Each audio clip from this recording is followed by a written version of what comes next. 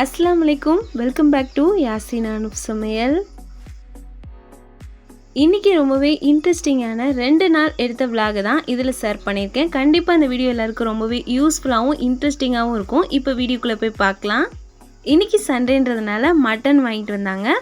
Mutton வந்து ரெகுலராக செய்கிற மாதிரி செய்யாமல் மசாலா எல்லாத்தையுமே நல்லா வறுத்து அரைச்சி செஞ்சுருந்தேன். கரம் மசாலா, இஞ்சி பூண்டு பேஸ்ட்டு இதெல்லாம் சேர்த்து நம்ம செய்வோம். இது வந்து மசாலா எல்லாத்தையுமே வறுத்தரைச்சி செய்கிறது. இந்த குழம்பும் பார்த்திங்கன்னா ரொம்ப டேஸ்ட்டாக வந்துருந்துச்சு. இந்த குழம்போட ரெசிபீஸ் வந்து ஏற்கனவே நான் ஷேர் பண்ணிட்டேன். அதனால் இந்த குழம்போட ரெசிபி வந்து கீழே டிஸ்கிரிப்ஷனில் லிங்க் இருக்குது.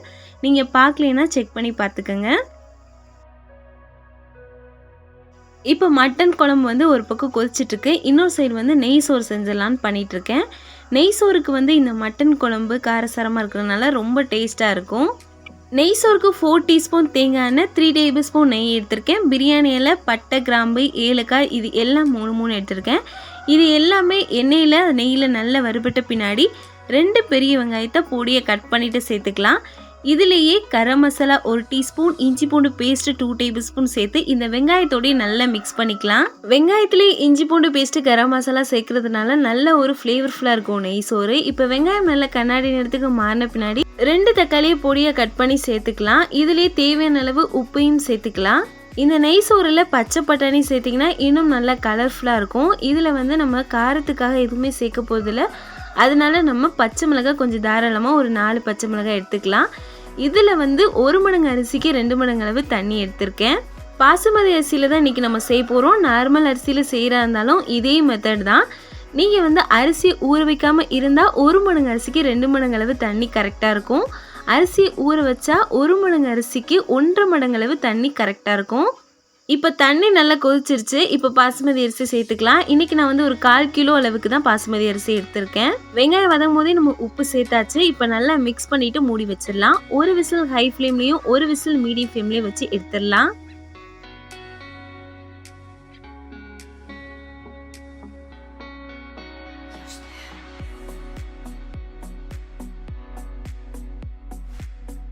இப்போ இது ரெண்டும் ரெடி ஆகிற டைமில் லாஸ்ட்டாக ஜூஸும் போட்டு வச்சுக்கலாம். இன்றைக்கி வந்து கேரட் எடுத்திருக்கேன் ஜூஸ்க்காக.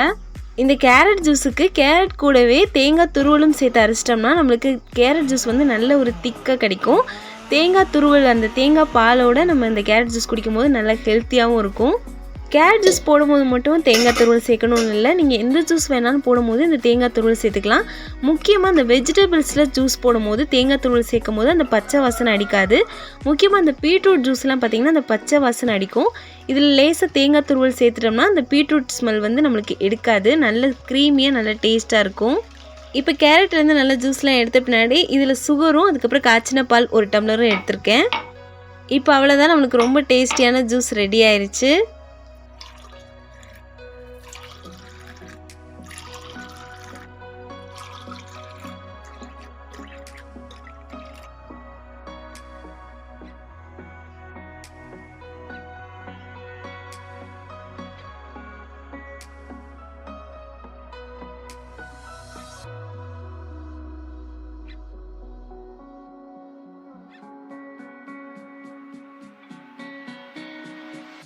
இப்போ நம்மளுக்கு ரொம்ப உதிரியாக பர்ஃபெக்டான நெய் சோறு சூப்பராக ரெடி ஆயிடுச்சு.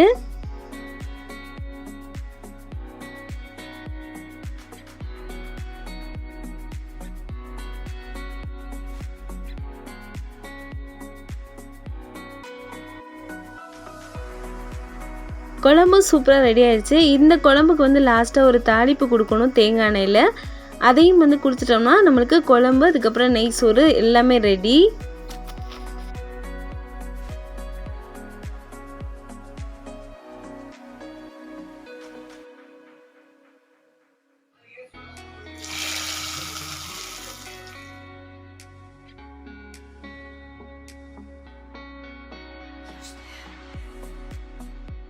லஞ்செல்லாம் சாப்பிட்டு முடிச்சுட்டு நான் அடுத்த நாள் தான் வீடியோ வந்து கண்டினியூ பண்ணுறேன். இன்றைக்கி நம்ம வந்து மளிகை ஜாமான் வாங்குறதுக்காக கடைக்கு போகிறோம். இன்றைக்கி பார்த்திங்கன்னா மெயினாக மளிகை ஜாமான் மட்டும் இல்லை, குழந்தைங்களுக்கு ஸ்நாக்ஸ் வாங்குறதுக்காக தான் ஃபஸ்ட்டு நம்ம வந்து கடைக்கு போகிறோம். பசங்க எல்லாம் ஸ்கூலுக்கு போனதுக்கு பின்னாடி தான் கடைக்கு வந்தோம். இன்றைக்கி பசங்களுக்கு ஸ்நாக்ஸ் வாங்குறதுக்கு தான் மெயினாக வந்ததுனால பசங்களை கூட்டிகிட்டு வரல. குட்டி பசங்க இருக்கிற வீட்டில் பார்த்தீங்கன்னா இந்த ஸ்நாக்ஸ் இல்லைன்னா ரொம்பவே கஷ்டமாக இருக்கும். பசங்களுக்கு நான் எந்த மாதிரி ஸ்நாக்ஸ் வாங்குவேன், ஸ்கூலுக்கு எந்த மாதிரி ஸ்நாக்ஸ் கொடுத்துருவேன்னு சொல்லிட்டு இதில் சில டிப்ஸையும் சொல்லியிருக்கேன்.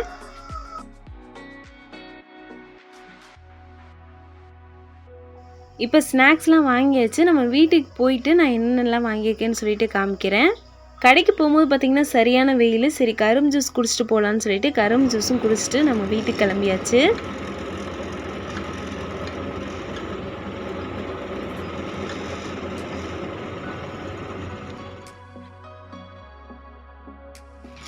யாமி ஸ்கூல் விட்டு வந்த பின்னாடி பார்த்தீங்கன்னா அவனுக்குள்ள ஸ்நாக்ஸை மட்டும் தனியாக எடுத்து வச்சுட்டு இருந்தான்.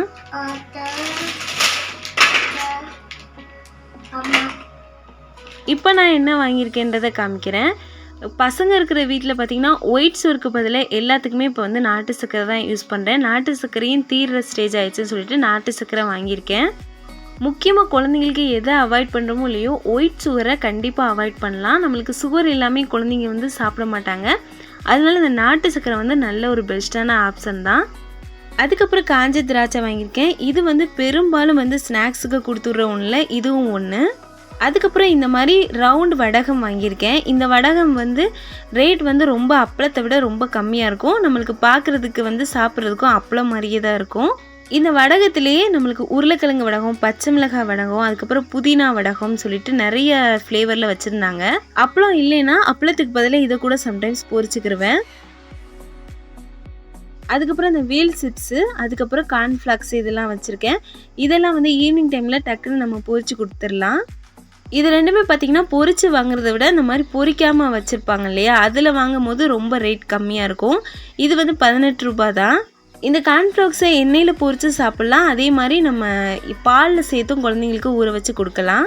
அதுக்கப்புறம் இட்லி தோசை மாவுலாம் இல்லாத போது செய்கிறதுக்காக டிஃபனுக்காக சில ஐட்டங்கள் வாங்கியிருக்கேன். ராகி சேமியா, அதுக்கப்புறம் மேகி, அதுக்கப்புறம் கூழுக்காக கம்பங்கூழ் பவுடர் வாங்கியிருக்கேன். இந்த மாதிரி சாக்லேட் சிரப் வந்து ஒரு 10 ரூபா பாக்கெட் வாங்கியிருக்கேன். இது முழு பெரிய பாட்டிலாக வாங்கிட்டோம்னா நம்மளுக்கு கெட்டு போயிடுன்றதுனால சின்ன சின்ன பாக்கெட்டாகவே இப்போ வாங்கிடுறது. அப்புறம் குழந்தைங்களுக்காக டூத் ப்ரஷ் 2 வாங்கியிருந்தேன். ரெண்டுமே வீடியோவில் பார்க்க ஒரே கலராக இருக்குது, ஆனால் ரெண்டுமே வேறு வேறு கலர்.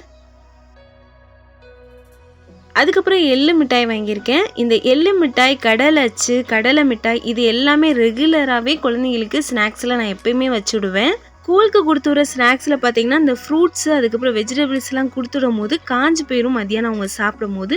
அது மாதிரி அதை அவ்வளோவா விரும்ப மாட்டாங்க. வீட்டில் ஈவினிங் வரும்போது தான் நான் ஃப்ரூட்ஸ், வெஜிடபிள்ஸ், ஜூஸ்லாம் கொடுப்பேன்.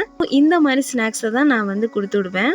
நெக்ஸ்ட்டு வந்து கொண்டக்கடலை வந்து ஊற வச்சு ஸ்நாக்ஸுக்காகவும் கொடுப்பேன். சில டைம் வந்து காய்கறி இல்லாத டைமில் இந்த மாதிரி பயிறு வகை தான் ரொம்ப ஹெல்ப்ஃபுல்லாக இருக்கும். டக்குன்னு வந்து குழம்பு வச்சிடலாம் காய்கறி இல்லாத போது. அதுக்கப்புறம் அந்த வடகம் ஃபஸ்ட்டு காமிச்சிருந்தேன் இல்லையா, அதே வடகத்தில் பீட்ரூட் வடகம். இதில் எல்லா ஸ்நாக்ஸையும் விட அதிகமாக வாங்கியிருக்கிறது பார்த்தீங்கன்னா கடலை மிட்டாயும் அதுக்கப்புறம் எள்ளு மிட்டாயும் தான் அதிகமாக வாங்கியிருக்கேன். அதுக்கப்புறம் எங்கள் வீட்டில் எல்லாருக்குமே ரொம்ப ஃபேவரட்டான தேன் மிட்டாய். இது வந்து வாங்கிட்டு வந்த பின்னாடியே வந்து பாக்கெட்டை ஓப்பன் பண்ணி பாதி காலி ஆயிடுச்சு. அவ்வளோதான். இன்றைக்கி பார்த்த வீடியோஸ் எல்லாருக்கும் ரொம்பவே யூஸ்ஃபுல்லாகவும் இன்ட்ரெஸ்டிங்காகவும் இருந்திருக்கும். இதே மாதிரி இன்ட்ரெஸ்டிங் வீடியோஸ் நம்ம சேனலில் நிறைய வரப்போகுது. எல்லாத்தையும் மிஸ் பண்ணாமல் பார்த்துட்டே இருக்கணும்னா யாசின் அனுஃப் சேனலை சப்ஸ்கிரைப் பண்ணுங்கள்.